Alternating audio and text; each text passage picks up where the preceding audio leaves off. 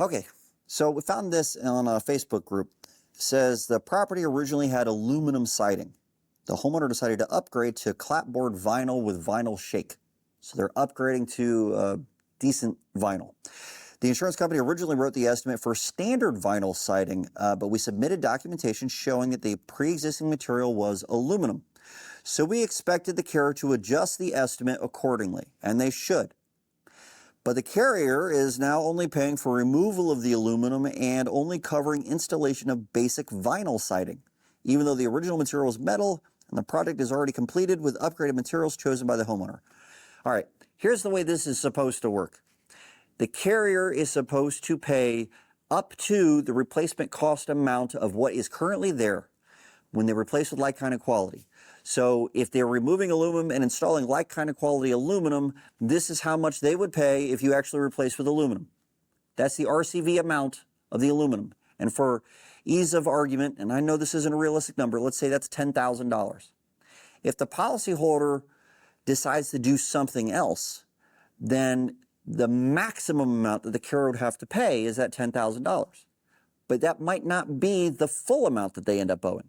So if the policyholder ends up paying out of pocket to go to vinyl and that ends up being less than that $10,000, less than the aluminum siding dollar amount, then the carrier would only have to pay the amount that was actually spent to repair or replace the damaged property.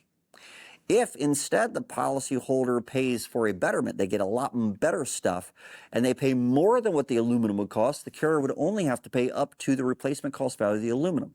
This is how the policy works. We will pay the lesser of the following: the replacement cost value, the RCV amount, the reasonable and necessary amount to replace the damaged materials with materials of like kind of quality, or the amount that's actually or necessarily spent to replace the damaged property, whichever is less. So if they end up paying less than what the aluminum siding would have cost, then the carrier will end up paying less than what the aluminum siding would have cost, because that's the amount that was actually spent. Now, the weird part about this is that the carrier felt it necessary to write their own estimate, which tells me that the contractor didn't have a legitimate estimate. If the contractor had a legitimate estimate, meaning they actually put on paper, this is the work we're going to perform and this is the price we're going to do it at, signed off on by the policyholder, then that becomes an incurred cost. This is how much we spent to do the job. Now the carrier knows how much was spent. Was that amount above or below the RCV of the aluminum siding? If it was above it, they'd only pay the RCV of the aluminum siding, and then you'd have to negotiate what that would have been. If it's below it, then they only end up having to pay the full amount that was spent, minus the deductible.